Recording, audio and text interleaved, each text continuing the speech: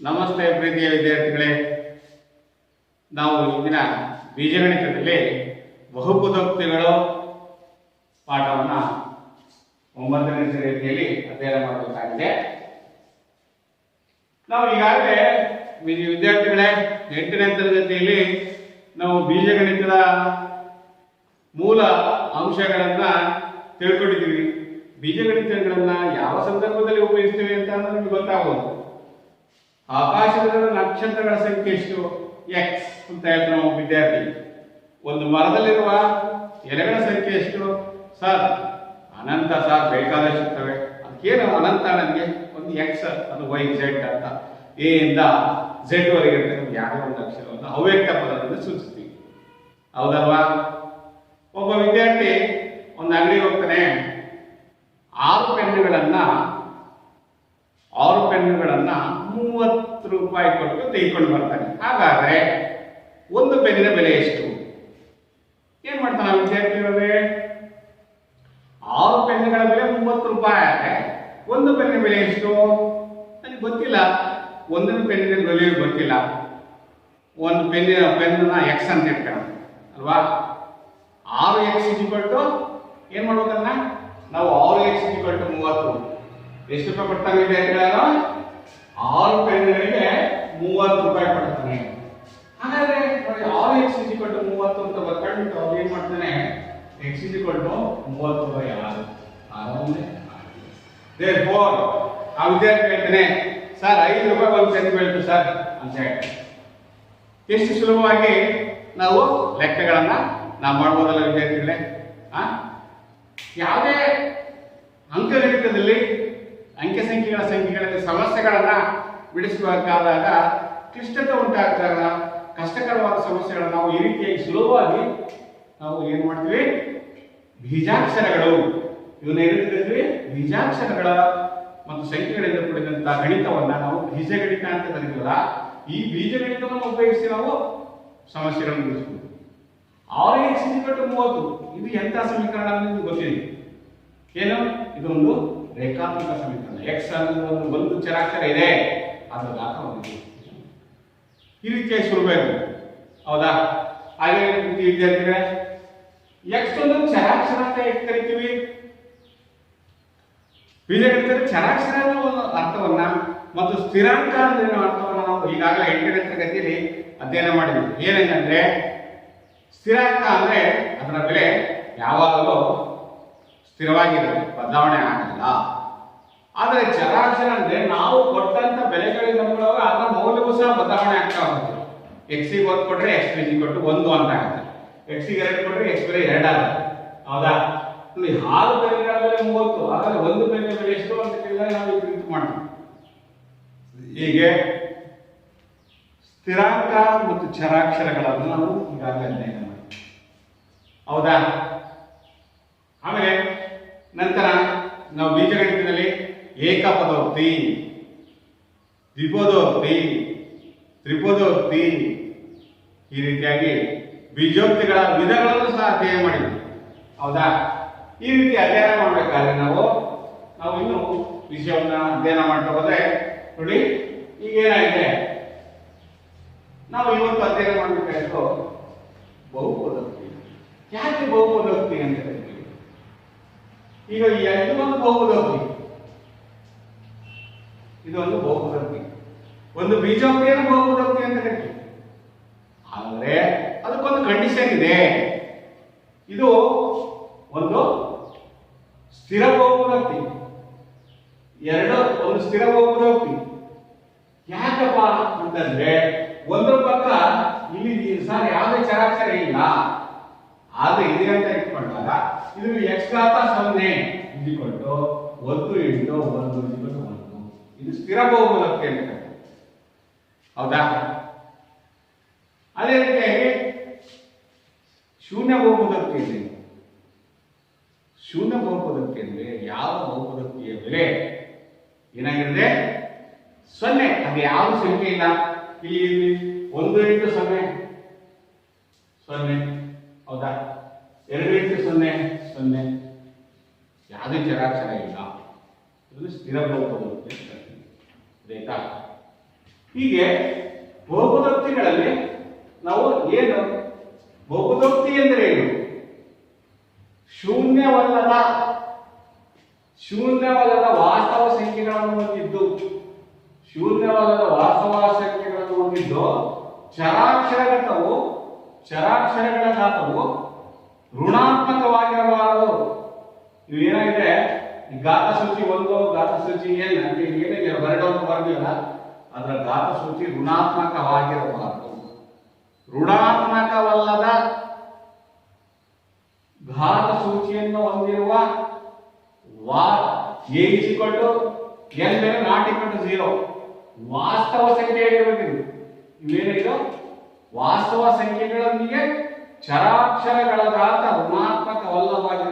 ಋಣಾತ್ಮಕವಾಗಿರದೇ ಇರತಕ್ಕಂಥ ನಾವು ಬೀಜೋಕ್ತಿಗಳ ಸಮೂಹವನ್ನ, ಒಂದು ಸಮೀಕರಣವನ್ನ, ಬೀಜೋಕ್ತಿಗಳನ್ನ ನಾವೇನು ಕರಿತೀವಿ? ಬಹುಪದೋಕ್ತಿ ಅಂತ ಕರಿತೀವಿ. ಅದು ಒಂದೇ ಚರಾಕ್ಷರವನ್ನು ಹೊಂದಿರಬೇಕು. ನೋಡಿ, x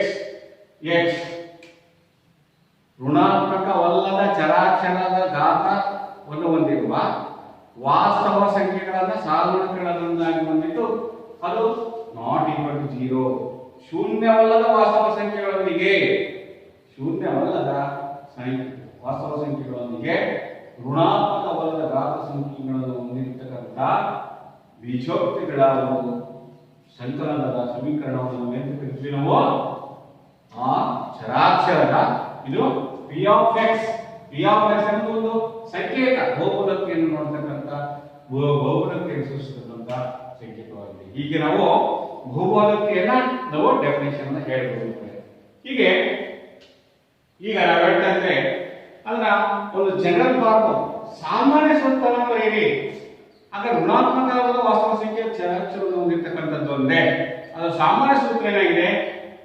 p of x a1x plus an minus 1 into x to power n plus ಇತ್ಯಾದಿ a2 x square plus a1x plus an ಕೊನೆಗೆ an ಆಗಿದೆ.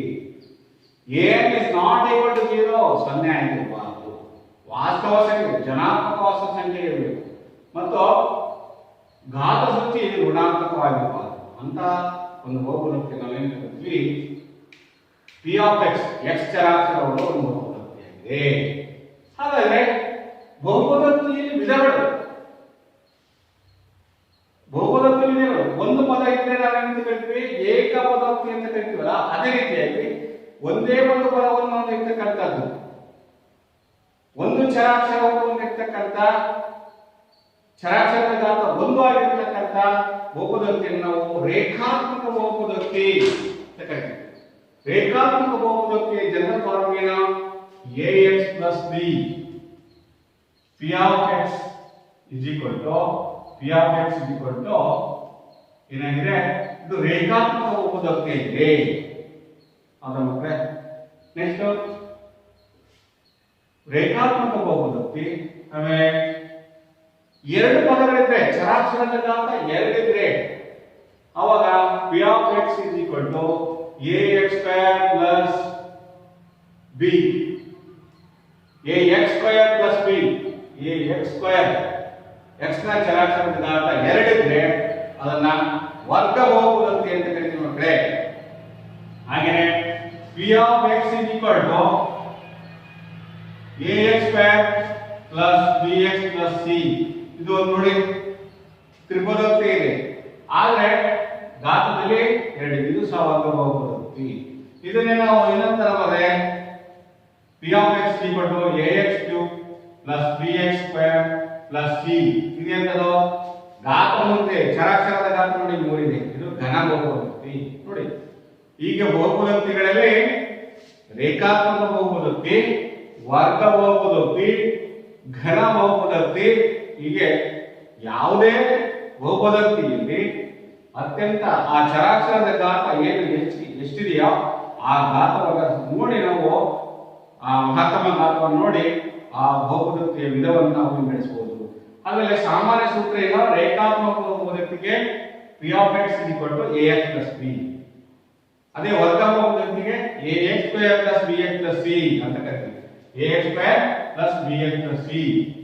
ಅದೇ ಘನ ಬಹುಪದಕ್ಕೆ ax cube plus bx square plus cx plus b ಆಗಿದೆ. ಹೌದಾ? ಹೀಗೆ ಬಹುಪದೋಕ್ತಿಯ ಮಹತ್ತಮ ಘಾತವನ್ನು ನಾವು ಗುರುತಿಸಬಹುದು. ಯಾವುದೇ ಚರಾಕ್ಷರದಲ್ಲೇ ಒಂದೇ ಚರಾಕ್ಷರವನ್ನು ಇರ್ತಕ್ಕಂಥ ಏಕ ವಿಜೋಕ್ತಿಯಲ್ಲಿ ಆ ಧಾತು ಸೂಚಿ ಆಧಾರದ ಮೇಲೆ ಬಹುಪದೋಕ್ತಿ ವಿಧಾನವನ್ನು ಬಿಡಿಸ್ತೀವಿ ಮತ್ತು ಅದರ ಮಹತ್ತಮ ಘಾತವನ್ನ ಕಂಡಿದ್ದೀವಿ. ಹಾಗಾದ್ರೆ ಒಂದು ಬಹುಪದೋಕ್ತಿಯ ಮಹತ್ತಮ ಘಾತ ಎಂದ್ರೇನು? ಏನ್ ಹೇಳ್ಬೋದು? ಒಂದು ಬಹುಪದೋಕ್ತಿಯ ಮಹತ್ತಮ ಘಾತ ಅಂದ್ರೆ ಚರಾಕ್ಷರದ ಅತಿ ಹೆಚ್ಚಿನ ಘಾತ. ಆ ಬಹುಪದೋಕ್ತಿಯಲ್ಲಿ ಚರಾಕ್ಷರ ಒಂದು ಅತಿ ಹೆಚ್ಚಿನ ಘಾತವನ್ನ ನಾವು ಬಹುಪದೋಕ್ತಿಯ ಮಹತ್ತಮ ಘಾತ ಅಂತ ಹೇಳ್ತೀವಿ. ಹಾಗೆಯೇ ಈಗ ಬಹುಪದೋಕ್ತಿಯ ವಿಧಾನದ ಬಗ್ಗೆ ನಾವು ಹೇಳ್ತೇವೆ. ಹೌದಾ? ಹೀಗೆ ನೋಡಿ, ಇಲ್ಲಿ ಒಂದು ಕೆಲವು ಪ್ರಶ್ನೆಗಳನ್ನು ಕೊಟ್ಟಿದ್ದೀವಿ ಮಕ್ಕಳೇ. ಈ ಪ್ರಶ್ನೆಗಳನ್ನ ನೋಡಿದಾಗ ನಮಗೆ 4x square minus 3x plus 7 ಈ ಬಹುಪದೋಕ್ತಿಗಳು ಒಂದು ಪ್ರಶ್ನೆ ಕೊಟ್ಟಿದ್ದಾರೆ. ಅಭ್ಯಾಸವಿರತಕ್ಕಂಥ ಪ್ರಶ್ನೆಗಳು. ಈ ಕೆಳಗಡೆ ಯಾವ ಒಂದು ಚರಾಕ್ಷರವುಳ್ಳ ಬಹುಪದೋಕ್ತಿಗಳಾಗಿವೆ ಮತ್ತು ಯಾವುವು ಅಲ್ಲ ಇವುಗಳಿಗೆ ನಿಮ್ಮ ಕಾರಣಗಳನ್ನು ನೋಡಿ. ಇದು ಒಂದು ಘಾತವನ್ನ ಚರಾಕ್ಷರದ ಒಂದು ಆಗಿರುವ ಬಹುಪದೋಕ್ತಿ ಅಲ್ಲ. ನೋಡಿ, ಇದು ಒಂದೇ ಪ್ರಶ್ನೆ ಇದೆ ಅಭ್ಯಾಸದಲ್ಲಿ. ಚರಾಕ್ಷರ ಒಂದಲ್ಲ, ಇಲ್ಲಿ ಘಾತ ಎರಡಿದೆ. ಆದ್ರೆ ನಾವೇನಿದ್ದು ಒಂದು ಬಹುಪದೋಕ್ತಿ ಚರಾಕ್ಷರ ಘಾತ ಒಂದು ಆಗಿಲ್ಲ ಅಂತ ಬಹುಪದೋಕ್ತಿ. ಇದು ವರ್ಗ ಬಹುಪದೋಕ್ತಿ ಆಗಿದೆ, ಇದು ರೇಖಾತ್ಮಕ ಬಹುಪದೋಕ್ತಿ ಅಲ್ಲ. ಏಕೆಂದ್ರೆ ಚರಾಕ್ಷರ ಘಾತ ಎರಡಿದೆ, ಹೆಚ್ಚಿನ ಘಾತ ಇದೆ. ಇಲ್ಲಿ ನೋಡಿ, ಎರಡನೇದು ಸಹ ಒಂದು ಚರಾಕ್ಷರಗಳ ಘಾತ ಇದು ರೇಖಾತ್ಮಕ ಬಹುಪದೋಕ್ತಿ ಆಗಲ್ಲ.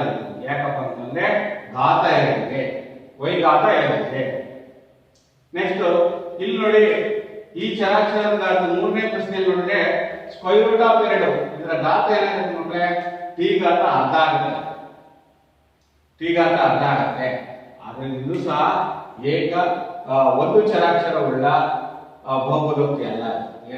ಪ್ರಶ್ನೆಗ ಇದು ಸಹ ಒಂದು ಬಹುಪದೋಕ್ತಿ ಅಲ್ಲ ಅಂತ ಹೇಳಿ. ಇದು ಸಹ ಒಂದು ಬಹುಪದೋಕ್ತಿ ಅಲ್ಲ. ಯಾಕೆ ಅಂತಂದ್ರೆ ಇದರ ಘಾತ ಸೂಚಿ ಟಿ ಘಾತ ಅರ್ಧ ಬರುತ್ತೆ.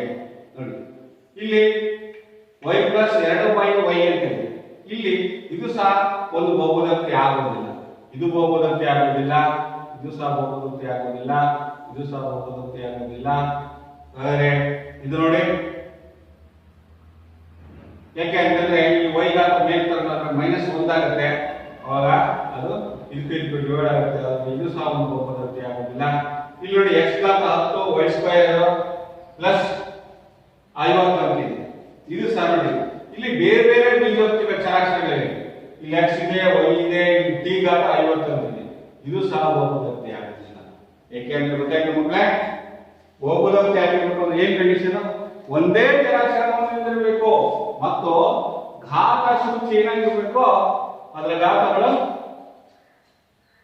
ಬಹುಪದೋಕ್ತಿ ಘಾತ ಋಣಾತ್ಮಕವಾಗಿರಬಾರದು, ಅವು ಧನಾತ್ಮಕವಾಗಿರಬೇಕು. ಇದೊಂದು ಮಾತ್ರ ಆಗುತ್ತೆ. ಯಾಕೆ?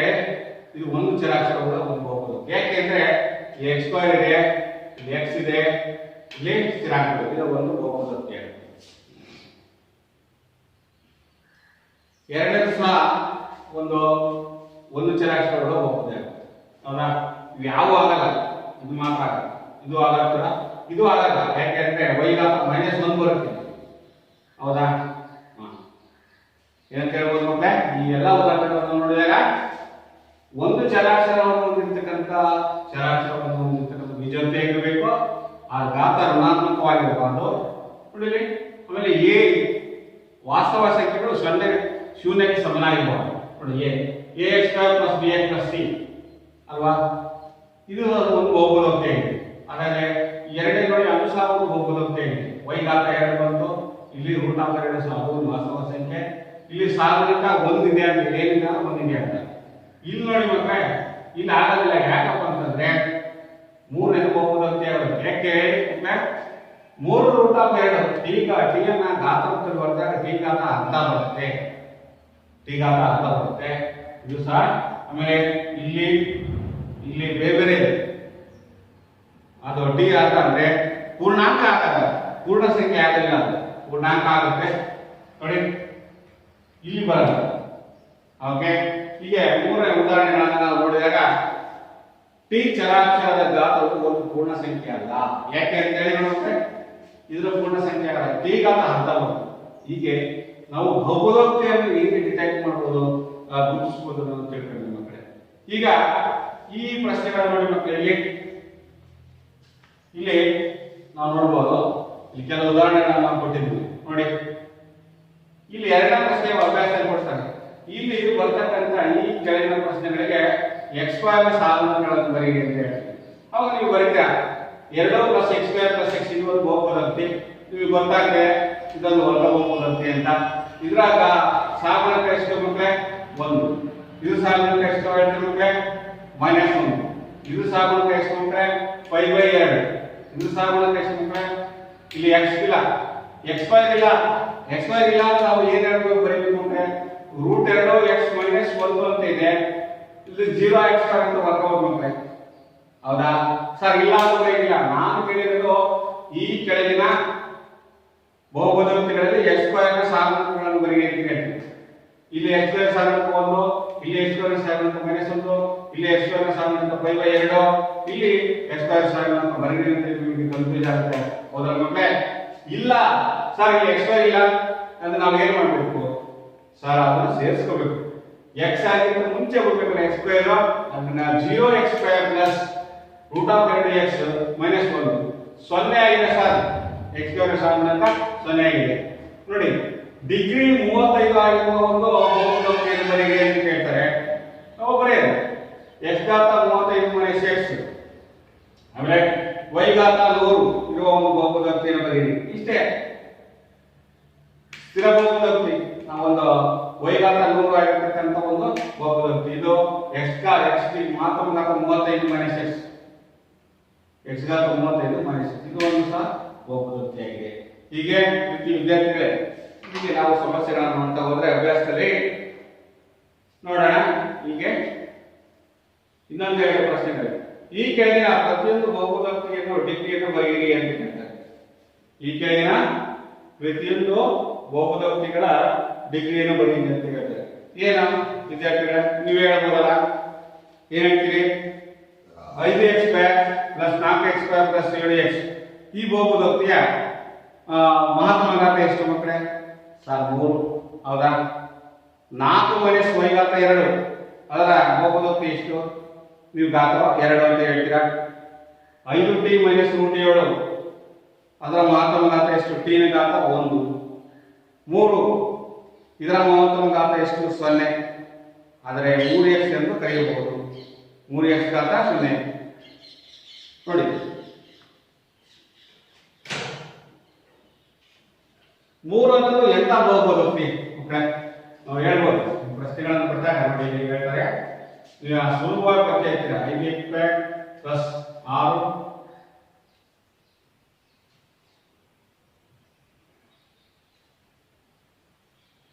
5x³ + 6x² + 7x ಒಂದು. ಎರಡನೇ ಪ್ರಶ್ನೆ 4 - y². ಮೂರನೇ ಪ್ರಶ್ನೆ 5t - √y.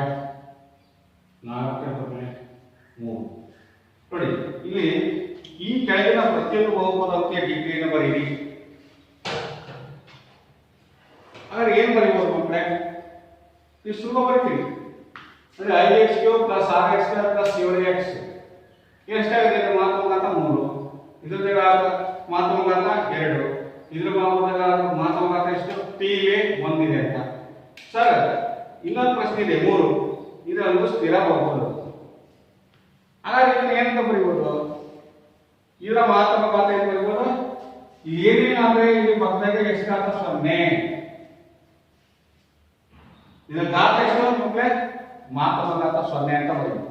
ಹೀಗೆ ನಾವು ವಿದ್ಯಾರ್ಥಿಗಳೇ ನಾವು ಪ್ರಶ್ನೆಗಳನ್ನು ಬಿಡಿಸಬೇಕು. ಹೌದಲ್ಲ? ಹೀಗೆ ನೆಕ್ಸ್ಟ್ ಇನ್ನೊಂದು ಪ್ರಶ್ನೆ ಏನಿದೆ ಮಕ್ಕಳೇ?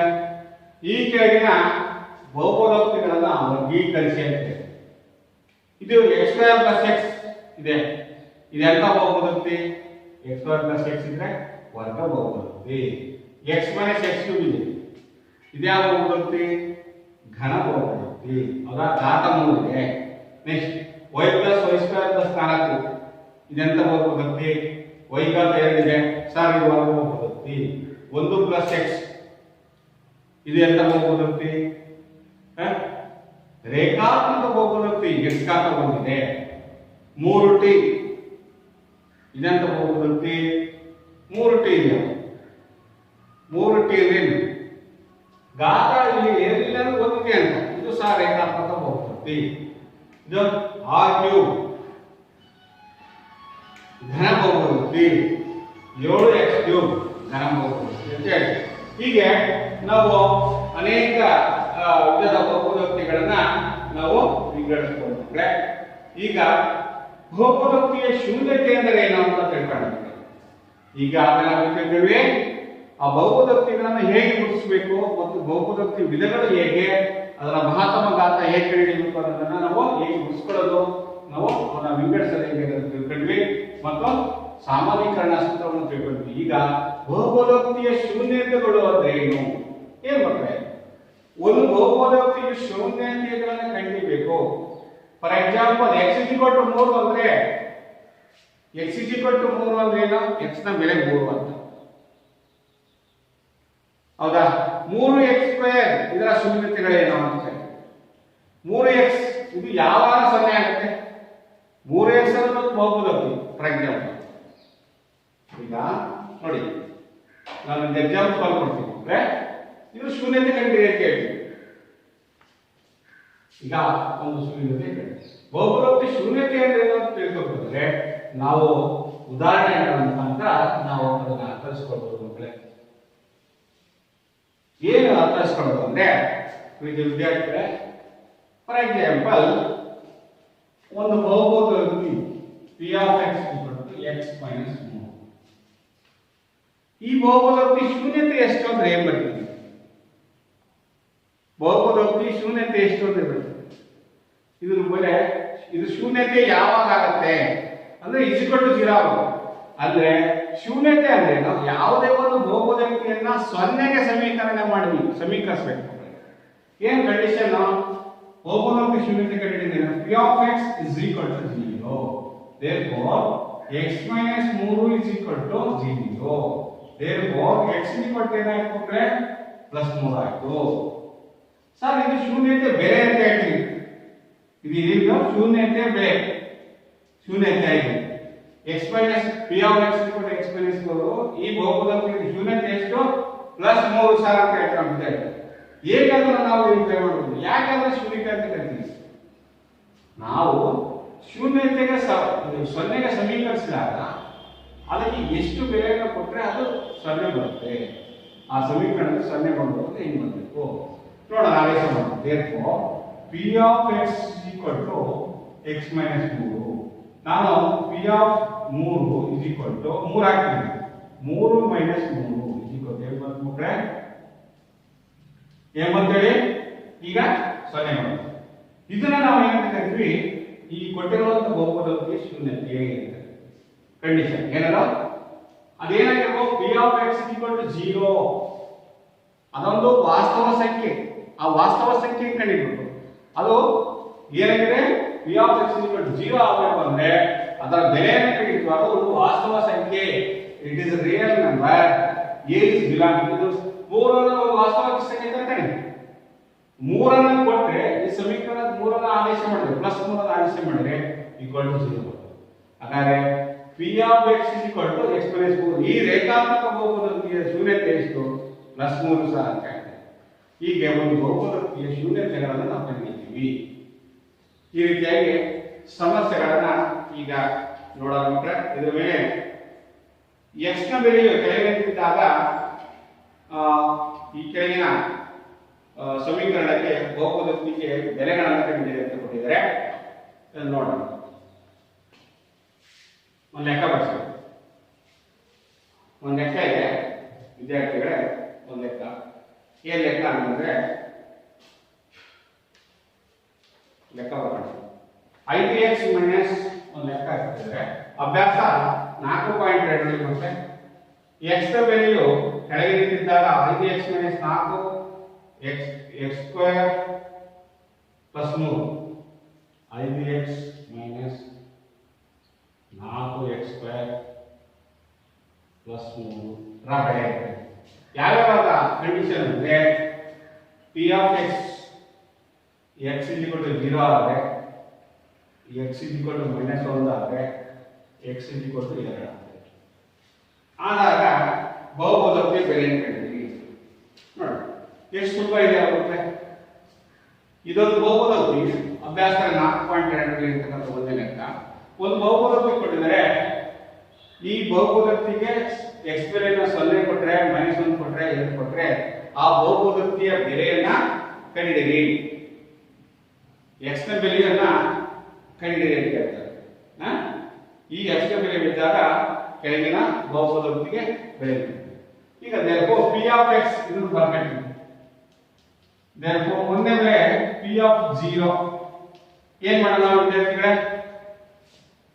5 into 0 minus 4 into 0 whole square plus ಏನು ಮಾಡಿದೆ x ಇರೋದಕ್ಕೆ 0 ಅನ್ನು ಹಾಕ್ತಾ ಬಂದೆ ಬಹುಪದೋಕ್ತಿಯಲ್ಲಿ ಕೊಟ್ಟಿರುವ ಬಹುಪದೋಕ್ತಿಯಲ್ಲಿ 0 ಬೆಲೆಯನ್ನ x ಜಾಗದಲ್ಲಿ ಆದೇಶ ಮಾಡಿಕೊಳ್ಳುತ್ತೆ ಈಗ ಬೆಲೆ ಕಂಡು ನಿಮಗೆ ಗೊತ್ತಿದೆ ವಿದ್ಯಾರ್ಥಿಗಳೇ 5 into 0 0 minus 4 into 0 0 ಕೊನೆಗೆ ಪ್ಲಸ್ 3 ಇದೆ ಹಾಗಾಗಿ ಹಾಗಾದ್ರೆ ಬಹುಪದೋಕ್ತಿಯ ಬೆಲೆ 0 ಕೊಟ್ಟರೆ ಎಷ್ಟು ಬಂತು ಮಕ್ಕಳೇ 3 ಬಂತು ಅರ್ಥ ಆಯ್ತಾ ಮಕ್ಕಳೇ ಹೀಗೆ ನಾವು ಬಹುಪದೋಕ್ತಿಗೆ ಆಯಾ ಬೆಲೆಗಳನ್ನು ಕೊಟ್ಟಾಗ ಆ ಬಹುಪದೋಕ್ತಿ ಶೂನ್ಯತೆ ಬೆಲೆಗಳು ಗೊತ್ತಾಗ್ತದೆ ಅದೇ ತರ ಮಕ್ಕಳೇ ಬೇಕಾದ್ರೆ ಇದನ್ನು ಆದೇಶ ಮಾಡಿರ್ತಾರೆ ಇದೆಲ್ಲ 0 ಬರ್ತದೆ ತಾಳೆ ಮಾಡಬೇಕು ಇದು 5 3 15 ಮೈನಸ್ 4 4 8 3 9 94 36 ಪ್ಲಸ್ 3 39 ಕಳೆದ್ರೆ ಎಷ್ಟು ಬರುತ್ತೆ ಮಕ್ಕಳೇ ಬರ್ತದೆ ಎಲೆಕ್ಷನ್ ಮಾಡ್ತೀವಿ ಇದನ್ನ ಬಹುಪದೋಕ್ತಿಯ ಬೆಲೆ ಅಂತ ಕರಿತೀವಿ ಮಕ್ಕಳೇ ಬಹುಪದೋಕ್ತಿಯ ಬೆಲೆ 0 ಕೊಟ್ಟರೆ ಎಷ್ಟು ಬಂತು ಈಗ ಇದನ್ನ ಇನ್ನೊಂದ್ಸರಿ ನಾವು ನೋಡೋಣ ಇದಾಯ್ತು ಅರ್ಥ ಆಯ್ತಲ್ಲ ಮಕ್ಕಳೇ ಶೂನ್ಯತೆ ಏನು ಕಂಡಿರೋದು ಅರ್ಥ ಆಯ್ತಲ್ಲ ಈಗ ನೀವು ಇದೇ ಲೆಕ್ಕನ x = -1 ಕೊಟ್ಟರೆ ಮಾಡಿ ಮಕ್ಕಳೇ ನೋಡೋಣ x = -1 ಕೊಟ್ಟರೆ ಏನು ಬರುತ್ತೆ ನೋಡೋಣ ಮಾಡೋಣ p of -1 ಇಲ್ಲೇ ಆದೇಶ ಮಾಡ್ತೀನಿ = 5 into -1 minus 4 into -1 whole square plus 3 ನೋಡಿ ವಿದ್ಯಾರ್ಥಿಗಳೇ therefore p of -1 is equal to 5 into -1 -5 ನೋಡಿ ಇಲ್ಲಿ ಪ್ರತಿನಿಧಿಯ ಬ್ರಾಕೆಟ್ ಅನ್ನ ಫಸ್ಟ್ ಬಿಡಿಸಬೇಕು ಅಂದ್ರೆ -1 whole square ಅಂದ್ರೆ ಏನು -1 into -1 ಪ್ಲಸ್ 1 ಆಗುತ್ತೆ ಪ್ಲಸ್ 3 ಹಾಗೆ ಬರಬೇಕು equal to -5 -4 ಪ್ಲಸ್ 3 ಈಗ ಪ್ಲಸ್ ಇರೋದನ್ನ ಕೂತ್ಕೊಳ್ಳೋಣ ಮಕ್ಕಳೇ -5 4 -9 ಪ್ಲಸ್ 3 ಕಳೆದ್ರೆ -9 ರಲ್ಲಿ 4 ಕಳೆದ್ರೆ ಎಷ್ಟು ಮಕ್ಕಳೇ -6 p of -1 6 ಎಷ್ಟು ಬಂತು ಮಕ್ಕಳೇ p of -1 6 ಹೀಗೆ ಎಂತ -6 ಈಗ ಮಾಡಿ x = 2 ಕೊಟ್ಟರೆ ಎಷ್ಟು ಬರುತ್ತೆ ಅದನ್ನು ಮಾಡ್ತಾ ಹೋಗಿ x = 2 ಕೊಟ್ಟರೆ ಎಷ್ಟು ಬಂತು ಮಕ್ಕಳೇ ಇದೇ ಜಾಗದಲ್ಲಿ 0 ಕೊಟ್ಟರಲ್ಲ ಇಲ್ಲಿ -1 ಕೊಟ್ಟರೆ 2 ಕೊಡ್ರಿ ಎಷ್ಟು ಬರುತ್ತೆ ನೋಡಿ ಆನ್ಸರ್ ಯಾರು ಮಾಡ್ತೀರಾ 2 ಕೊಟ್ಟರೆ -3 ಬರಬೇಕು ವೆರಿ ಗುಡ್ ಹೌದಲ್ಲ 2 ಕೊಡೋಣ 2 ಕೊಟ್ಟರೆ ಎಷ್ಟಾಯ್ತು 5 2 10 ಚೆಕ್ ಮಾಡ್ಬೋದು -4 into 2 4 4 16 ಹೌದಾ ಪ್ಲಸ್ 3 16 3 ಕಳೆದ್ರೆ 13 ಇಲ್ಲಿ 20 ಅಲ್ವಾ ಎಷ್ಟು ಕೊಟ್ರಿ 2 ಕೊಟ್ರಿ 10 ಎಷ್ಟು ಬರುತ್ತೆ ಉತ್ತರ ನೋಡಿ ಮಕ್ಕಳೇ 2 ಬರುತ್ತೆ ಎಷ್ಟು ಬರುತ್ತೆ ಉತ್ತರ p of 2 ಕೊಟ್ಟರೆ -4 ಬಂತು ಉತ್ತರ -4 ಹೀಗೆ ವಿದ್ಯಾರ್ಥಿಗಳೇ ಹೀಗೆ ನಾವು ಬೆಲೆಗಳನ್ನ ಕಂಡುಹಿಡಿಯಬೇಕು ಈಗ ನೆಕ್ಸ್ಟ್ ಇನ್ನೊಂದು ಮೇನಲ್ಲಿ ಕ್ವಶನ್ ಕೊಟ್ಟಿದ್ದಾರೆ. ಈ ಕೆಳಗಿನ ಪ್ರತಿಯೊಂದು ಬಹುಪದೋಕ್ತಿಗೆ ಪಿ ಆಫ್ 0, ಪಿ ಆಫ್ 1 ಮತ್ತು ಪಿ ಆಫ್ 2 ಬೆಲೆಗಳನ್ನ ಕಂಡುಹಿಡಿಯಿರಿ ಅಂತ ಇನ್ನೊಂದು ಲೆಕ್ಕ ಮಾಡೋಣ. ನೋಡೋಣ.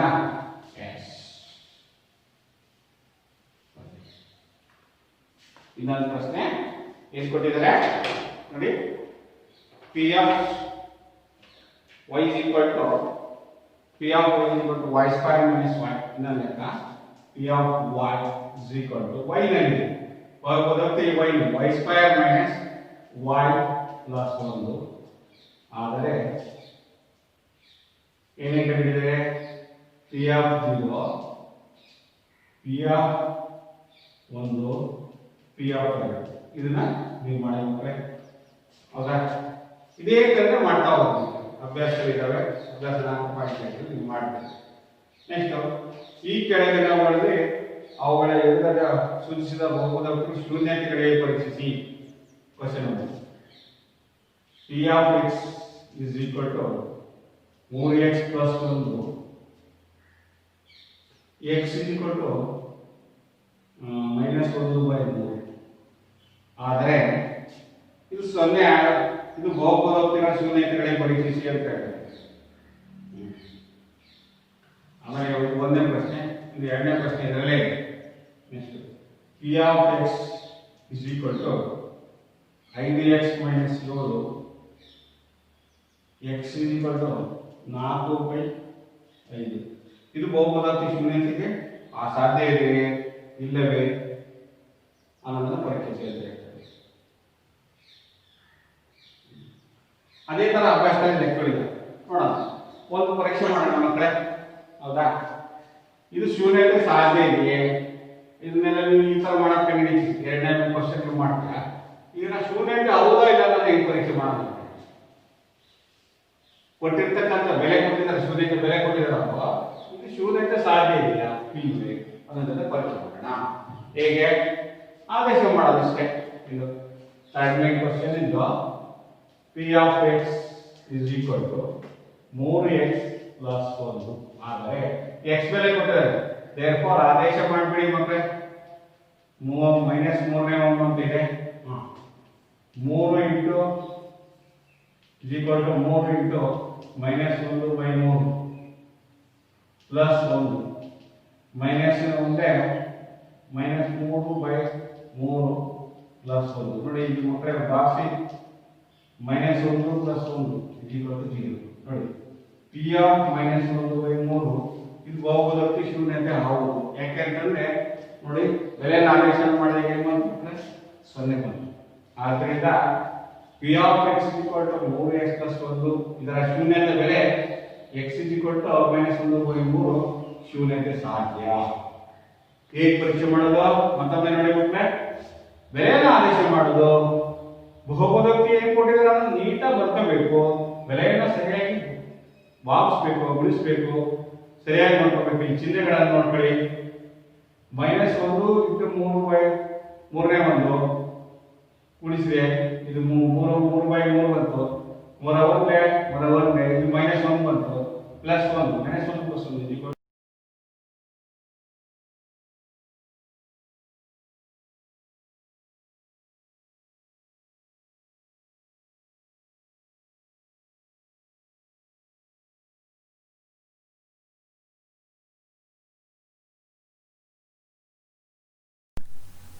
ವಿದ್ಯಾರ್ಥಿಗಳೇ, ಈಗ ಅಭ್ಯಾಸ 4.1ರಲ್ಲಿ ಪಠ್ಯಪುಸ್ತಕದಲ್ಲಿ ಅಭ್ಯಾಸ 4.1 ಪೇಜನ್ನು ಓಪನ್ ಮಾಡಿ ವಿದ್ಯಾರ್ಥಿಗಳೇ, ಮೊದಲನೇ ಸಮಸ್ಯೆ ನೋಡಿ. ನಾನೀಗ ಇದನ್ನು ನಿಮಗೆ ಆನ್ಸರ್ ಸಮೇತವಾಗಿ ನಾವು ಆ PDF ಅನ್ನು ತೋರಿಸ್ತಾ ಇದ್ದೀವಿ.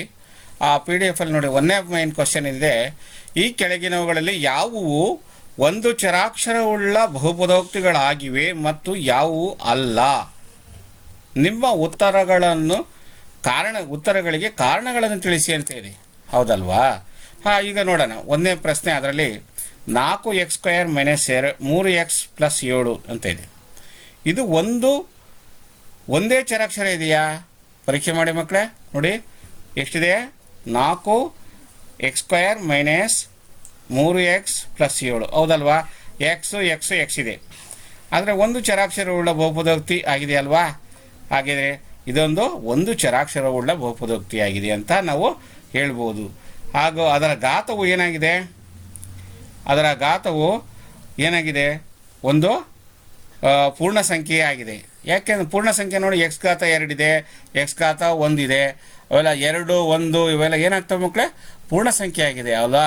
ಹೌದು. ಈಗ ಅದರಿಂದ ಇದನ್ನು ನಾವೇನು ತಿಳ್ಕೊಳ್ತೀವಿ, ಒಂದನೇ ಪ್ರಶ್ನೆನ ಒಂದು ಚರಾಕ್ಷರವುಳ್ಳ ಬಹುಪದೋಕ್ತಿ ಅಂತ ಕರಿತೀವಿ. Yes, okay. ಇದು ಒಂದನೇ ಪ್ರಶ್ನೆ, ನಿಮಗೆ ಉತ್ತರ ಅರ್ಥ ಆಯಿತು ಅಂತ ತಿಳ್ಕೊಂಡಿದ್ವಿ.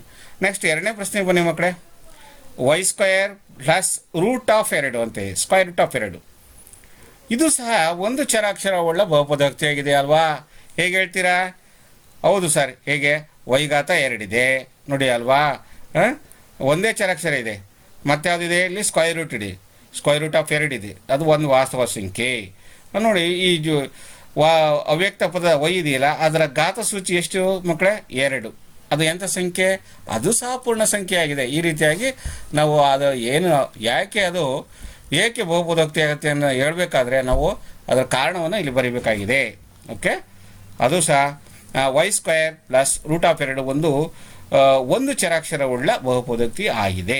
ಕಾರಣ ಅದರ ಘಾತ ಸೂಚಿಯು 2, ಅದು ಒಂದು ಅವ್ಯಕ್ತ, ಅದು ಒಂದು ಸಹ ವಾಸ್ತವ ಸಂಖ್ಯೆಯಾಗಿದ್ದು ಪೂರ್ಣ ಸಂಖ್ಯೆಯಾಗಿದೆ.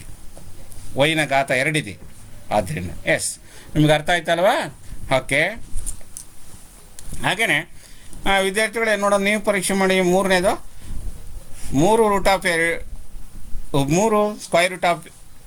ಪ್ಲಸ್ t²√2 ಇದು ಒಂದು ಬಹುಪದೋಕ್ತಿ ಆಗುತ್ತಾ? ಆಗೋದಿಲ್ಲ. ಯಾಕೆ ಹೇಳಿ ನೋಡಿ ಮಕ್ಕಳೇ, √t ಇದನ್ನ ಘಾತ ಸೂಚಿಯಲ್ಲಿ ಬರೆದ್ರೆ ಏನಾಗುತ್ತೆ, ಟಿಯನ್ನು ನಾವು √ಅನ್ನು ತೆಗೆದು ಮೇಲೆ ಘಾತ ಹಾಕಿದರೆ ಟಿ ಘಾತ ಅರ್ಧ ಆಗುತ್ತೆ ಅಲ್ವಾ. ಟಿ ಘಾತ ಸೂಚಿ t⁻½ ಆಗುತ್ತೆ, ಅಂದರೆ ಟಿನ ಘಾತ ಅರ್ಧ. ಇದು ಒಂದು ಪೂರ್ಣ ಸಂಖ್ಯೆನಾ? ಅಲ್ಲ ಅಲ್ವಾ. ಏನಾಗುತ್ತಿದೋ ಇದು ಒಂದು ಬಹುಪದೋಕ್ತಿ ಆಗುವುದಿಲ್ಲ. ಯಾಕೆ ಅಂತಂದರೆ ಟಿ ಚರಾಕ್ಷರದ ಘಾತಾಂಕ ಒಂದು ಪೂರ್ಣ ಸಂಖ್ಯೆಯಲ್ಲ. ನೆಕ್ಸ್ಟು ಅದೇ 4ನೇ ಪ್ರಶ್ನೆ ನೋಡಿ ಮಕ್ಕಳೇ. y + 2/√i ಇದು ಒಂದು ಬಹುಪದೋಕ್ತಿ ಅಲ್ಲ. ಯಾಕೆಂದರೆ y ನ ಘಾತಾಂಕವು ಒಂದು ಪೂರ್ಣ ಸಂಖ್ಯೆಯಲ್ಲ. y ನ ಘಾತಾಂಕವು ಒಂದು ಪೂರ್ಣ ಸಂಖ್ಯೆ ಇಲ್ಲ. ಯಾಕೆ ಆಗೋದಿಲ್ಲ ಮಕ್ಕಳೇ? ನೋಡಿ, y + 2 ಛೇದದಲ್ಲಿ y ಇದೆ, 2/y ಇದೆ. ಈ 2/y ನಾವು ಏನು ಮಾಡಬೇಕಾಗುತ್ತೆ, ಇದನ್ನು ಮೇಲೆ ತಗೊಂಡೋದ್ರೆ y ಘಾತ -1 ಆಗುತ್ತೆ. y ಘಾತ -1 ಬಂತು, ಇಲ್ಲಿ y ಘಾತ +1 ಇದೆ. ಇದು ಋಣಾತ್ಮಕ ಘಾತ ಸೂಚಿ ಆಯಿತು. ನಾವು ಬಹುಪದೋಕ್ತಿಯಲ್ಲಿ ಡೆಫಿನೇಷನ್ ನಾವು ಹೇಳಬೇಕಾದ್ರೆ ನಿಮಗೆ ಆಗಲಿ, ಯಾವುದೇ ಒಂದು ಬಹುಪದೋಕ್ತಿ ಅನಿಸ್ಕೊಳ್ಬೇಕು ಅಂತಂದರೆ ಒಂದೇ ಚರಾಕ್ಷರವನ್ನು ಹೊಂದಿದ್ದು ಋಣಾತ್ಮಕವಲ್ಲದ ಘಾತ ಸೂಚಿಯಾಗಿರಬೇಕು. ಅದು ಮತ್ತು ವಾಸ್ತವ ಸಂಖ್ಯೆಯನ್ನು ಸಹಗುಣಕವನ್ನಾಗಿ ಹೊಂದಿರಬೇಕು. ಹೌದಲ್ವಾ? ಆದರೂ ವಾಸ್ತವ ಸಂಖ್ಯೆ ಸಹಗುಣಕವಾಗಿ ಹೊಂದಿದೆ, ಬಟ್ ಆದರೆ ಆ y ನ ಘಾತ ಸೂಚಿ ಏನಾಗಿದೆ? -1 ಆಗಿದೆ. ಸರ್, ಯಾಕೆ y ಘಾತ -1 ಆಗುತ್ತೆ ಮಕ್ಕಳೇ? 2/y ಮೇಲೆ y-ಅನ್ನು ನಾವು ಛೇದದಿಂದ ಅಂಶ ತೆಗೆದುಕೊಂಡು ಹೋದಾಗ -1 ಆಗುತ್ತಲ್ವಾ. ಆದ್ದರಿಂದ y ಘಾತ -1, ಆದ್ದರಿಂದ ಇದು ಒಂದು ಬಹುಪದೋಕ್ತಿ ಅಲ್ಲ. ಏಕೆಂದರೆ y ನ ಘಾತ ಸೂಚಿ -1. ಹೀಗೆ 5ನೇ ಪ್ರಶ್ನೆ ನೋಡಿ ಮಕ್ಕಳೇ. x ಘಾತ 10 ಪ್ಲಸ್ y ಘಾತ 3 ಪ್ಲಸ್ t ಘಾತ 20 ಇದೆ. ಇದು ಒಂದು ಚರಾಕ್ಷರವು ಹೊಂದಿರತಕ್ಕಂಥ ಬಹುಪದೋಕ್ತಿ ಆಗುವುದಿಲ್ಲ. ಯಾಕೆ ಹೇಳಿ ಮಕ್ಕಳೇ? ನೋಡಿ, ನೀವು ಕಾಣಿಸ್ತಾ ಇದೆಯಲ್ಲ ಸರ್, ಅಲ್ಲಿ ಎಕ್ಸು ಇದೆ ಸರ್, ವೈನೂ ಇದೆ, ಟೀನೂ ಇದೆ. 3 ಬೇರೆ ಬೇರೆಯಾದಂಥ ಚರಾಕ್ಷರಗಳನ್ನು ಹೊಂದಿದೆ. ಹಾಗಾದರೆ ಇದನ್ನು ನಾವು ಏನಂತ ಕರಿಬೋದು? ಒಂದು ಚರಾಕ್ಷರವುಳ್ಳ ಬಹುಪದೋಕ್ತಿ ಆಗುವುದಿಲ್ಲ ಅಂತ ಬರಿತೀವಿ. ಏಕೆ? ಕಾರಣ ಏನು ಬರಿತೀರಾ ಮಕ್ಕಳೇ? ಇದು ಬೇರೆ ಬೇರೆ ಚರಾಕ್ಷರ ಹೊಂದಿರತಕ್ಕಂಥ ಹೊಂದಿದ್ದು ಘಾತ ಸೂಚಿಗಳು ಸಹ ಬೇರೆ ಬೇರೆ ಆಗಿದ್ದಾವೆ. ಅವು ಪೂರ್ಣ ಸಂಖ್ಯೆಗಳಾಗಿವೆ, ಆದರೆ ಇದು ಒಂದು ಚರಾಕ್ಷರವನ್ನು ಹೊಂದಿರತಕ್ಕಂಥ ಬಹುಪದೋಕ್ತಿ ಆಗುವುದಿಲ್ಲ ಅಂತ ನಾವು ಹೇಳ್ಬೋದು. ಹೀಗೆ ಅದೇ ರೀತಿಯಾಗಿ ಎರಡನೇ ಮೇನ್ ಕ್ವಶನ್ ನೋಡಿ ಮಕ್ಕಳೇ. ಕೆಳಗಿನ ಪ್ರತಿಯೊಂದು x² ಸಹಗುಣಕಗಳನ್ನು ಬರೀ. ನೀವು ನೋಡ್ತೀರಾ, ನಿಮಗೆ ನೋಡಿದ ತಕ್ಷಣ ಗೊತ್ತಾಗುತ್ತೆ. ಇದೆ ಅಲ್ಲಿ 8ನೇ ತರಗತಿಯಲ್ಲಿ ಅಭ್ಯಾಸ ಮಾಡಿದ್ದೀರಾ, ಹೌದಾ? 2 + x² + x² ಸಹಗುಣಕ ಇಲ್ಲಿ ಎಷ್ಟು ಮಕ್ಕಳೇ? 1. ಇಲ್ಲಿ ಎರಡನೇ ಪ್ರಶ್ನೆ ನೋಡಿ, 2 - x² + x³ ಇದೆ. ಇಲ್ಲಿ ಸಹ x² ಸಹಗುಣಕ ಎಷ್ಟಾಗಿದೆ? -1 ಆಗಿದೆ. ನೆಕ್ಸ್ಟ್ ಬನ್ನಿ, 3ನೇ ಪ್ರಶ್ನೆ ನೋಡಿ, π/2 ಎಕ್ಸ್ ಕ್ಯೂಬ್ ಪ್ಲಸ್ ಎಕ್ಸ್ ಇದೆ, ಎಕ್ಸ್ ಸ್ಕ್ವೇರ್ ಇಲ್ಲಿ ಎಕ್ಸ್ ಸ್ಕ್ವೇರ್ನ ಸಹಗುಣಕ π/2 ಆಗುತ್ತೆ, π/2 √2 x - 1 ಎಕ್ಸ್ ಸ್ಕ್ವೇರ್ನ ಸಹಗುಣಕ ಏನು ಹಾಗಾದರೆ ಇಲ್ಲಿ ಆ 4ನೇ ಪ್ರಶ್ನೆಯಲ್ಲಿ ಏನಿಲ್ಲ ಅಂತ ನೀವು ಹೇಳ್ಬಿಡ್ತೀರಾ ನೋಡಿ, ಹೌದಾ? ಅಲ್ಲಿ ಸರ್ ಎಕ್ಸ್ ಸ್ಕ್ವೇರ್ ಕಾಣ್ತಾ ಇಲ್ಲ, ಅಲ್ಲಿ ನಿಮಗೆ ಎಕ್ಸ್ ಮಾತ್ರ ಇದೆ.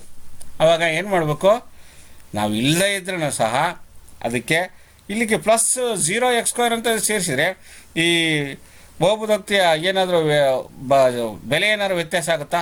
ಏನೂ ಆಗಲ್ಲ. 0 x² ಸೇರಿಸ್ಕೊಳ್ಳಿ, +0 x² ಸೇರಿಸ್ಕೊಳ್ಳಿ, +0 x² ಸೇರಿಸ್ಕೊಳ್ಳಿ, +0 x³ ಸೇರಿಸ್ಕೊಳ್ಳಿ. ಈಗ ಏನು ಬರುತ್ತಾ? ಆಗ ಬರಲ್ಲ, ಹೌದಾ? ಆದ್ದರಿಂದ x² ಸಹಗುಣಕ ಏನಾಗಿದೆ ಅಲ್ಲಿ ಮಕ್ಕಳೇ? 4ನೇ ಪ್ರಶ್ನೆಯಲ್ಲಿ √2 x - 1 ಏನಾಗಿದೆ? x² ಸಹಗುಣಕ 0 ಆಗುತ್ತದೆ, ಹೌದಲ್ವಾ? ಹೀಗೆ ನಾವು ಪ್ರತಿಯೊಂದು ಪ್ರಶ್ನೆಗಳನ್ನು ಬಿಡಿಸ್ಬೋದು ಮಕ್ಕಳೇ. ಹಾಗೆ ನೆಕ್ಸ್ಟ್ ನಾವು ಹೀಗೆ ಮೊನ್ನೆ ಅದರಲ್ಲಿ 3ನೇ ಪ್ರಶ್ನೆ ನೋಡಿ, ಡಿಗ್ರಿ 35 ಆಗಿರುವ ಒಂದು ದ್ವಿಪದೋಕ್ತಿಗೆ ಡಿಗ್ರಿ 100 ಆಗಿರುವ ಒಂದು ಏಕಪದೋಕ್ತಿಗೆ ಒಂದೊಂದು ಉದಾಹರಣೆ ಕೊಡಿ. ನೋಡಿ ನೀವು ಮಾಡ್ಬೋದಲ್ವಾ? ದ್ವಿಪದೋಕ್ತಿ ಅಂದ್ರೇನು? 2 ಬೀಜ ಪದಗಳಿರ್ತಕ್ಕಂಥದ್ದು. ಅದಕ್ಕೆ ಉದಾಹರಣೆ ಕೊಡ್ತೀರಾ, x⁻35 - x ಇದೇ ಒಂದು ಬರೆದ್ರೆ ಇದೊಂದು ದ್ವಿಪದೋಕ್ತಿಯ ಬಹುಪದೋಕ್ತಿ ಆಯಿತು. ಇದರ ಮಹತ್ತಮ ಎಷ್ಟು ಮಕ್ಕಳೇ? x⁻35 - x ಇದರ ಮಹತ್ತಮ ಎಷ್ಟು? 35 ಅಂತ ಬರಿತೀರಾ. ಈಗ ಡಿಗ್ರಿ 100 ಆಗಿರುವ ಒಂದು ಏಕಪದೋಕ್ತಿಯನ್ನು ಬರೀರಿ ಅಂತ ಕೇಳ್ತಾರೆ. ಏಕಪದೋಕ್ತಿ ಅಂದರೆ ಒಂದೇ ಬೀಜ ಪದವನ್ನು ಹೊಂದಿರತಕ್ಕಂಥದ್ದು, y⁻100 ಇದು ಒಂದು ಏಕಪದ ಬಹುಪದೋಕ್ತಿಯಾಗಿದೆ. ಹಾಗೆ 4ನೇ ಮೇನ್ ಪ್ರಶ್ನೆಯನ್ನು ಮೊನ್ನೆ ಮಕ್ಕಳೇ, ಈ ಕೆಳಗಿನ ಪ್ರತಿಯೊಂದು ಬಹುಪದೋಕ್ತಿ ಡಿಗ್ರಿಯನ್ನು ಬರೆಯಿರಿ. ಡಿಗ್ರಿ ಅಂದರೆ ನಾನು ಈಗಾಗಲೇ ಮೊದಲೇ ಇಂಟ್ರೊಡಕ್ಷನ್ ಕೊಡಬೇಕಾದ್ರೆ ನಿಮ್ಮ ಪೀಠಿಕೆಯಲ್ಲಿ ಹೇಳಿದ್ದೀನಿ. ಸಮಸ್ಯೆಯನ್ನು ನಾವು ಬಹುಪದೋಕ್ತಿಯ ವಿವರಣೆ ಕೊಡಬೇಕಾದ್ರೆ ನಾವು ಹೇಳಿದ್ವಿ ಏನಂತಂದರೆ, ಒಂದೇ ಚರಾಕ್ಷರವನ್ನು ಇರ್ತಕ್ಕಂಥ ಆ ಚರಾಕ್ಷರದ ಅತಿ ಹೆಚ್ಚಿನ ಘಾತವೇ ಆ ಬಹುಪದೋಕ್ತಿಯ ಮಹತ್ತಮ ಘಾತವಾಗಿದೆ. ಅದರಿಂದ ಏನದು 5x³ + 4x² + 7x ಈ ಬಹುಪದೋಕ್ತಿಯ ಮಹತ್ತಮ ಘಾತ ಎಷ್ಟು ಮಕ್ಕಳೇ? x ಘಾತ ಎಷ್ಟಿದೆ? ಹೈಯೆಸ್ಟಲ್ಲಿ ಹೆಚ್ಚಿಗೆ ಇರತಕ್ಕಂಥದ್ದು 3. ಅದರಿಂದ 3 ಆ ಬಹುಪದೋಕ್ತಿಯ ಮಹತ್ತಮ ಘಾತವಾಗಿದೆ. 2ನೇ ಪ್ರಶ್ನೆ ನೋಡಿ, 4 - y² ಈ ಬಹುಪದೋಕ್ತಿಯ ಮಹತ್ತಮ ಘಾತ ಎಷ್ಟು? 2. ನೀವೇ ಗುರುತಿಸ್ತೀರಾ, ಘಾತ ಸೂಚಿ 2 ಹೈಯೆಸ್ಟ್ ಇದೆ ಅಲ್ಲಿ. ನೆಕ್ಸ್ಟ್ 3ನೇ ಪ್ರಶ್ನೆ ಬನ್ನಿ, 5t - √7 ಈ ಬಹುಪದೋಕ್ತಿಯ ಮಹತ್ತಮ ಘಾತ ಎಷ್ಟು ಮಕ್ಕಳೇ? 1. ಯಾಕೆ ಹೇಳಿ? t ಘಾತ 1 ಇದೆ. ಇಲ್ಲಿ 4ನೇ ಪ್ರಶ್ನೆ ಮಾಡಿ ನೋಡಿ, ಅಲ್ಲಿ 3 ಇದೆ, 3 ಸಹ ಒಂದು ಬಹುಪದೋಕ್ತಿನೇ. ಇದೊಂದು ಸ್ಥಿರ ಬಹುಪದೋಕ್ತಿ ಅಂತ ಕರಿತೀವಿ ಮಕ್ಕಳೇ. ಸ್ಥಿರ ಬಹುಪದೋಕ್ತಿಯಲ್ಲಿ ಚರಾಕ್ಷರದ ಘಾತ ಏನಾಗಿರುತ್ತೆ ಮಕ್ಕಳೇ? x ಘಾತ ಏನಾಗಿರುತ್ತೆ ಮಕ್ಕಳೇ? 0 ಬರ್ಕೋಬೋದಲ್ವಾ? ಯಾಕೆ ಹೇಳಿ? x ಘಾತ 0 ಅಂದರೆ =1 ತಾನೆ. ಯಾವುದೇ ಚರಾಕ್ಷರದ ಘಾತ 0 ಆಗಿದ್ದರೆ ಅದರ ಬೆಲೆ 1. ಇದಕ್ಕೆ ನಮಗೆ ಒಂದು ಆಧಾರ ಏನಂತಂದರೆ, ಘಾತಾಂಕದ ಎರಡನೇ ನಿಯಮದ ಪ್ರಕಾರ ನಾವು ಏನು ಮಾಡ್ಬೋದು? ಎರಡನೇ ನಿಯಮವನ್ನು ಉಪಯೋಗಿಸಿದಾಗ ಅಲ್ಲಿ x ಘಾತ 0 ಬರಬೇಕಾದ್ರೆ ಅಂಶ ಮತ್ತು ಛೇದಗಳನ್ನು ಭಾಗಿಸಿದಾಗ ಏನು 1 - 1 ಬರುತ್ತೆ, x ಘಾತ 0 ಬರುತ್ತೆ. ಅದು 0 ಬಂದರೆ ಅದರ ಬೆಲೆ 1 ಆಗಿರುತ್ತೆ ಮಕ್ಕಳೇ. ಆದ್ದರಿಂದ ಇದು ಬಹುಪದೋಕ್ತಿಯ ಮಹತ್ತಮ ಘಾತ 0 ಅಂತ ಬರೀಬೇಕು ಮಕ್ಕಳೇ. ಮಹತ್ತಮ ಘಾತ ಎಷ್ಟು ಬರೀಬೇಕು ನಾವು?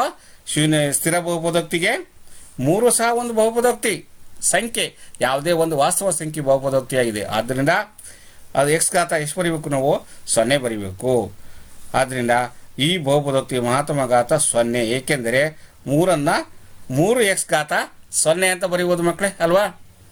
3 × x ಘಾತ 0, x ಘಾತ 0 = 1. 3 × 1 = 3 ಆಗಿದೆ, ಹೌದಾ? ಈಗ 5ನೇ ಪ್ರಶ್ನೆ ಬನ್ನಿ ಮಕ್ಕಳೇ, ಈ ಕೆಳಗಿನಗಳಲ್ಲಿ ರೇಖಾತ್ಮಕ ಮತ್ತು ವರ್ಗ ಹಾಗೂ ಘನ ಬಹುಪದೋಕ್ತಿಗಳಾಗಿ ವಿಂಗಡಿಸಿ. ನಿಮಗೆಲ್ಲ ಗೊತ್ತಿದೆ, ಒಂದೇ ಚರಾಕ್ಷರ ಹೊಂದಿರತಕ್ಕಂಥ ಬಹುಪದೋಕ್ತಿಗಳು ಈ ಕೆಳಗೆ ಕೊಟ್ಟಿದ್ದಾರೆ. ಮೊದಲನೇದೇನು? ವರ್ಗ ಬಹುಪದೋಕ್ತಿ. ಎರಡನೇದೇನು? ಘನ ಬಹುಪದೋಕ್ತಿ. ಯಾಕೆ ಹೇಳಿ? ಘಾತ ಸೂಚಿ ಮಹತ್ತಮ ಘಾತ 3 ಇದೆ. 3ನೇ ಪ್ರಶ್ನೆ ನೋಡಿ ಮಕ್ಕಳೇ, y ಘಾತ ಎಷ್ಟಿದೆ ನೋಡಿ, ಇಲ್ಲಿ ವೈನಲ್ಲಿ ಇದೆ ಬಹುಪದೋಕ್ತಿ ಇದು. ಆದ್ದರಿಂದ y ಘಾತ 2 ವರ್ಗ ಬಹುಪದೋಕ್ತಿ. 4ನೇ ಪ್ರಶ್ನೆ ನೋಡಿ, 1 + x ಇದು ಎಂಥ ಬಹುಪದೋಕ್ತಿ ನೋಡಿ? ನಾವು ಈಗಾಗಲೇ ಹೇಳಿದ್ದೀವಿ, ರೇಖಾತ್ಮಕ ಬಹುಪದೋಕ್ತಿ ಆದರ್ಶ ರೂಪ ಏನು? p(x) ax + b ಅಂತ ಕರಿತೀವಲ್ವಾ? ರೇಖಾತ್ಮಕ ಬಹುಪದೋಕ್ತಿಯ ಸಾಮಾನ್ಯ ರೂಪ. ಆದ್ದರಿಂದ ರೇಖಾತ್ಮಕ ಬಹುಪದೋಕ್ತಿಯಾಗಿದೆ. ಯಾಕೆ ಹೇಳಿ? ಎಕ್ಸ್ನ ಚರಾಕ್ಷರ ಇದೆಯಲ್ಲ x, ಅದರ ಘಾತ ಸೂಚಿ ಎಷ್ಟು? 1. ಅದರಿಂದ ಇದು ರೇಖಾತ್ಮಕ ಬಹುಪದೋಕ್ತಿ. 5ನೇ ಪ್ರಶ್ನೆ ನೋಡಿ, ಮೂರು ಟಿ ಇದೆ. ಮೂರು ಟಿ ಅಂದರೆ ಟಿ ಘಾತ ಇಷ್ಟು ಒಂದು, ಹೌದಲ್ವಾ? ರೇಖಾತ್ಮಕ ಬಹುಪದೋಕ್ತಿಯಾಗಿದೆ ಇದು ಸಹ. ಹಾಗೆಯೇ ಎಕ್ಸ್ ಆರ್ ಘಾತ 2 ಅಂತಿದೆ, ಇದು ಸಹ ಒಂದು ವರ್ಗ ಬಹುಪದೋಕ್ತಿ. ಏಕೆ ಕೇಳಿ ಮಕ್ಕಳೇ? ಘಾತ ಚರಾಕ್ಷರದ ಘಾತ 2 ಇದೆ. ನೆಕ್ಸ್ಟ್ 7ನೇ ಪ್ರಶ್ನೆ ನೋಡಿ, 7 ಎಕ್ಸ್ ಕ್ಯೂಬ್ ಅಂತ ಇದೆ, ಇದು ಒಂದು ಏಕಪದೋಕ್ತಿಯ ಬಹುಪದೋಕ್ತಿಯಾಗಿದೆ. ಆದರೂ ಸಹ ಅದರಿಂದ ಏಕಪದೋಕ್ತಿ ಇದೆ, ಅದು ಸಹ ಒಂದು ಬಹುಪದೋಕ್ತಿ ಅಂತ ಕರಿತೀವಿ. ಏಕೆಂದರೆ ಚರಾಕ್ಷರದೊಂದಿಗೆ ಒಂದು ಸಹಗುಣಕ ಇದೆ, ವಾಸ್ತವ ಸಂಖ್ಯೆಯಾಗಿದೆ. ಆಮೇಲೆ ಘಾತ ಸೂಚಿ ಏನಾಗಿದೆ? ಋಣಾತ್ಮಕವಾಗಿಲ್ಲ, ಧನಾತ್ಮಕವಾಗಿದ್ದು ಒಂದು ಪೂರ್ಣ ಸಂಖ್ಯೆಯಾಗಿದೆ. ಆದ್ದರಿಂದ ಇದು ಸಹ 7 ಎಕ್ಸ್ ಕ್ಯೂಬ್ ಸಹ ಒಂದು ಘನ ಬಹುಪದೋಕ್ತಿಯಾಗಿದೆ. ಹೀಗೆ ಅಭ್ಯಾಸ 4 ಹೀಗೆ 4.1ರಲ್ಲಿ ಇರ್ತಕ್ಕಂಥ ಎಲ್ಲ ಸಮಸ್ಯೆಗಳನ್ನು ಮನೆಯಲ್ಲಿ ಹೋಗಿ ಒಮ್ಮೆ ನೀವು ಎಲ್ಲವನ್ನು ಸಹ ನೀವು ಮತ್ತೊಮ್ಮೆ ಅಭ್ಯಾಸ ಮಾಡಿ ಮಕ್ಕಳೇ. ನಿಮಗೆ ತುಂಬ ಪ್ರಾಕ್ಟೀಸ್ ಆಗುತ್ತೆ, ಅದರಿಂದ ತುಂಬ ಅನುಕೂಲ ಆಗುತ್ತೆ. ನೆಕ್ಸ್ಟ್ ನಾವು ಅಭ್ಯಾಸ 4.2ರಲ್ಲಿ ಇರ್ತಕ್ಕಂಥ ಎಲ್ಲ ಪ್ರಶ್ನೆ ಉತ್ತರಗಳನ್ನು ನಾನು PDF ಅಲ್ಲಿ ಹಾಕಿದ್ದೀನಿ ಮಕ್ಕಳೇ. PDF ಮಾಡಿ ಹಾಕಿರ್ತೀನಿ, ಅಭ್ಯಾಸ ಮಾಡ್ತೀರಾ, ಹೌದಲ್ವಾ?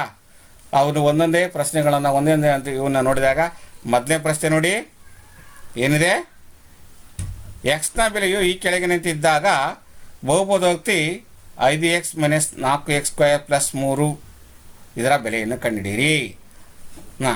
ಈ ಬಹುಪದೋಕ್ತಿ ಕೊಟ್ಟಿದ್ದಾರೆ, x 0 ಕೊಟ್ಟರೆ ಏನಾಗುತ್ತೆ ನೋಡಿ ಮಕ್ಕಳು. ಒಂದನೇ ಪ್ರಶ್ನೆ, x 0 ಆದಾಗ 5x - 4x² + 3 ಈ ಬಹುಪದೋಕ್ತಿ ಬೆಲೆಯು ಏನಾಗಿದೆ?